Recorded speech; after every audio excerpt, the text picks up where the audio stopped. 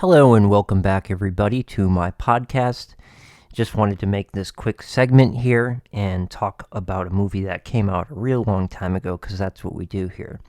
We talk about 90s throwbacks and 2000 throwbacks as well.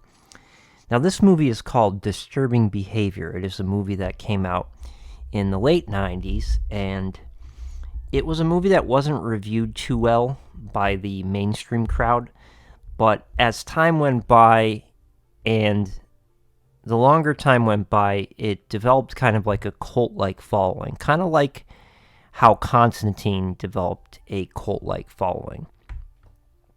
And Disturbing Behavior is about this kid who's played by James Marsden, and he moves to this place called Cradle Bay, and Cradle Bay is like this weird island, and it's in like this very secluded area, and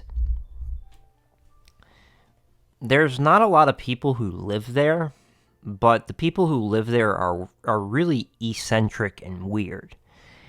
And as you get deeper into the movie, you start to realize like why these people are really, really weird.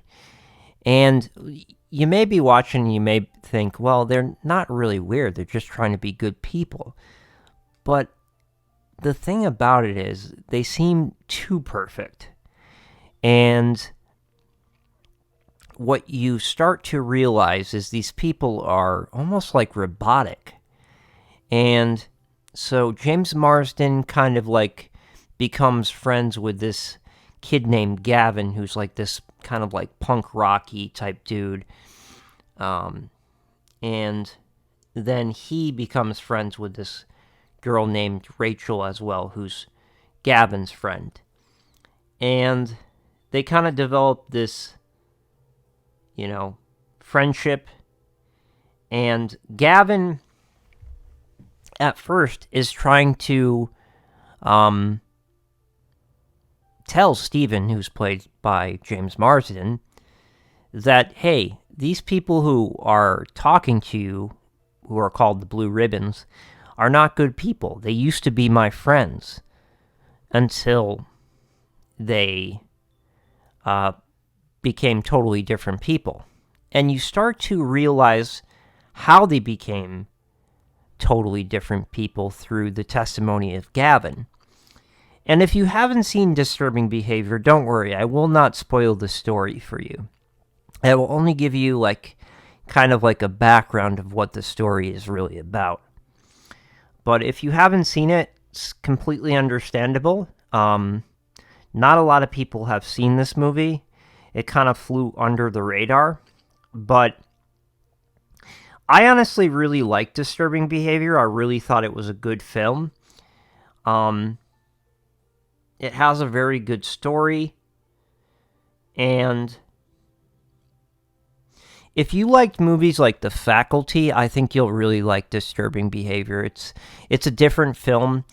David Nutter said himself, I don't know if you knew this, if you have seen the film, that there was a director's cut that was supposed to be much darker, more ambiguous, and try to go deeper into the stories of other characters as well, give them a more backstory. So that was interesting to know, and I know that not too long ago, actually, there were people that were really petitioning for a director's cut of this movie, but then it kind of stalled, and then talk kind of died down, and it never happened. Which is kind of sad, because I kind of wish that Disturbing Behavior would get, at least a sequel or a remake. But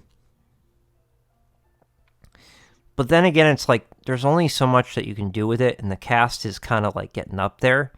So you probably would have to reboot the whole film, and it's just I don't know if I would like a reboot.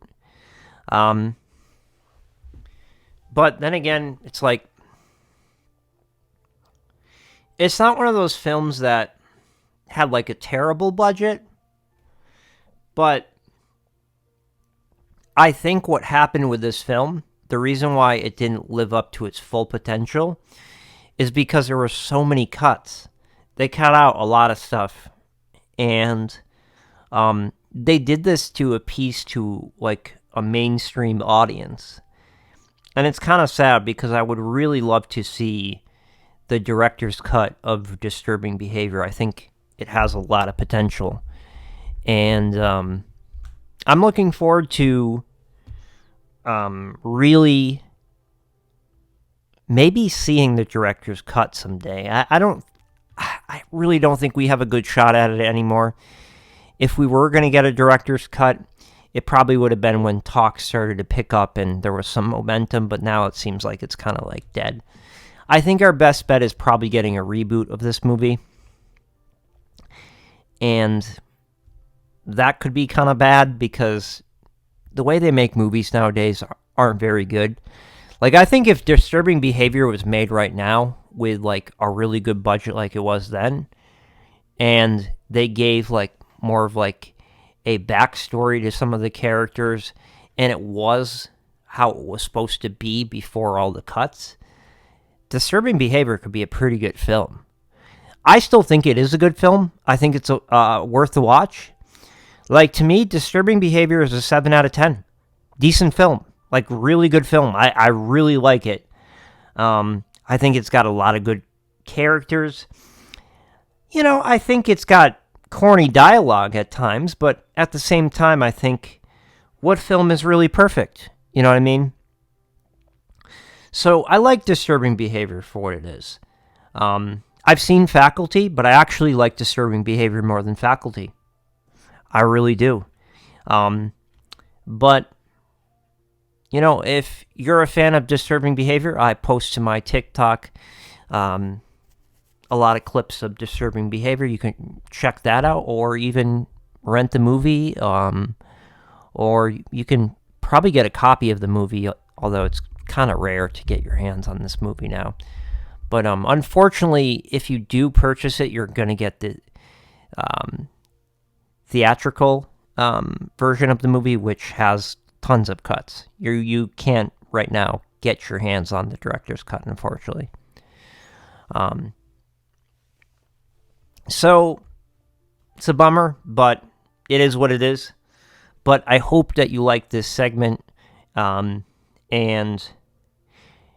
let me know if you guys want to hear about what Disturbing Behavior is with spoilers. 'Cause maybe I'll do that for my next segment, but I kind of wanted to lean into my kind of like review of Disturbing Behavior. I really like the film. And we don't see movies like this anymore. Nobody takes any risk anymore. It's just like kind of like the same crap nowadays. Like I'm so sick and tired of films nowadays. There's no heart and soul to movies anymore. All the good movies are old movies to me. So with that said, that's all I got for today's segment. And I hope everybody is well. Hope everybody's doing well. And I hope to resurrect this podcast and get it off the ground at some point. But thank you for listening over the years. I really do appreciate it. To anybody who cares. And we'll talk soon.